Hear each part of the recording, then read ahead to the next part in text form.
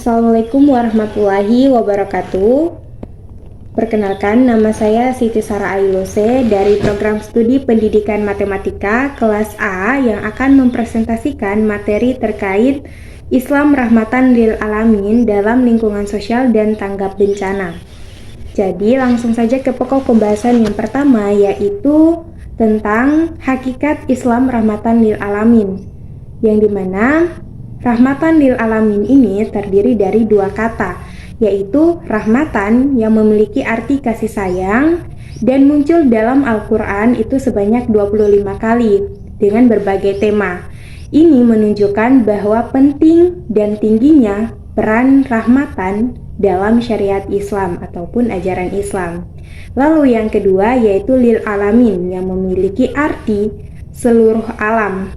At-Tabari juga menjelaskan bahwa lil alamin ini merujuk pada berbagai jenis umat atau bangsa. Jadi rahmatan lil alamin itu memiliki arti kasih sayang bagi semesta alam. Lalu pokok pembahasan yang kedua yaitu tentang prinsip Islam rahmatan lil alamin. Yang pertama itu berperi kemanusiaan atau al-insiyah.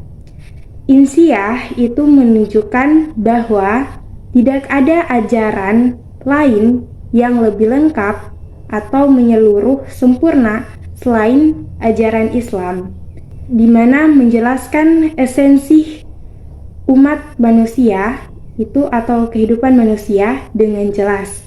Lalu yang kedua yaitu mendunia atau global merupakan prinsip Islam yang universal atau tidak terikat oleh batasan geografis, etnis, maupun bangsa tertentu, serta tidak terpengaruh oleh iklim dan juga berbagai kondisi geopolitik tertentu. Lalu yang ketiga yaitu komprehensif.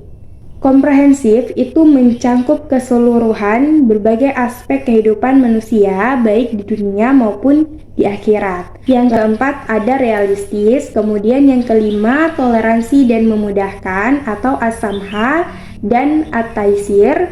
Kemudian as-samha itu memiliki arti memudahkan atau toleransi kepada orang lain, sedangkan at-taisir itu artinya kemudahan atau keringanan. Lalu yang keenam yaitu antara konstanitas dan fleksibilitas. Nah, itu tadi pokok pembahasan yang kedua. Lanjut ke pokok pembahasan yang ketiga yaitu amal-amal penyebab turunnya rahmat. Amal-amal penyebab turunnya rahmat itu ada banyak. Yang pertama itu ada beriman kepada Allah dan berpegang teguh dengan keimanan.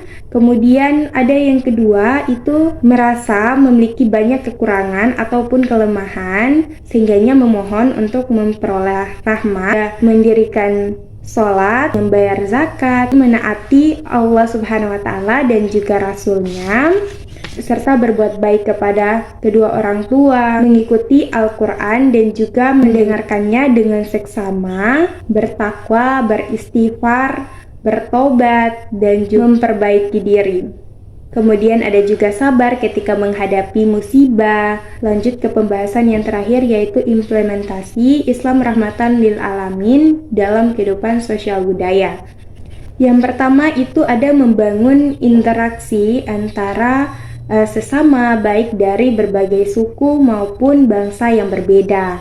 Lalu yang kedua yaitu kehidupan sosial harus dibangun dengan berdasarkan prinsip saling tolong menolong antar sesama atau yang membutuhkan dan juga menolong pada hal-hal yang positif atau dalam hal kebaikan, bukan pada hal-hal yang berkaitan dengan keburukan. Kemudian yang ketiga yaitu kehidupan sosial yang baik dan damai adalah menghindari sikap saling meremehkan dan juga melecehkan antara anggota masyarakat. Yang keempat yaitu setiap anggota masyarakat itu menjauhi sikap praduga ataupun berprasangka buruk antara sesama anggota masyarakat lainnya.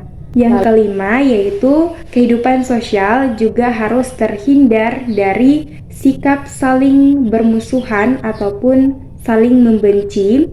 Kemudian yang keenam atau yang terakhir itu kehidupan dalam masyarakat itu harus ada sikap saling memaafkan antara individu masyarakat dan juga saling memohonkan ampun kepada Allah Subhanahu wa taala. Nah, itu tadi 4 pokok pembahasan terkait materi Islam rahmatan lil alamin. Nah, dari materi yang telah saya sampaikan tadi dapat saya simpulkan bahwa Islam sebagai agama yang membawa rahmat dan kasih sayang bagi seluruh umat manusia, alam semesta, dan seluruh makhluk hidup. Konsep ini menjelaskan bahwa ajaran Islam itu tidak hanya membawa manfaat bagi pemeluknya, tetapi bersifat universal. Kemudian penyebab turunnya rahmat itu ada saling berbagi antar sesama, saling tolong-menolong, dan juga menjaga hubungan yang baik antara anggota masyarakat, lalu mengedepankan musyawarah ataupun dialog untuk menyelesaikan suatu persoalan ataupun konflik, menjaga keberagaman budaya tanpa adanya diskriminasi, serta membangun kehidupan yang damai dan inklusif. Itulah kesimpulan dari materi yang telah saya presentasikan. Lebih dan kurangnya saya mohon maaf. Saya akhiri, wassalamualaikum warahmatullahi wabarakatuh.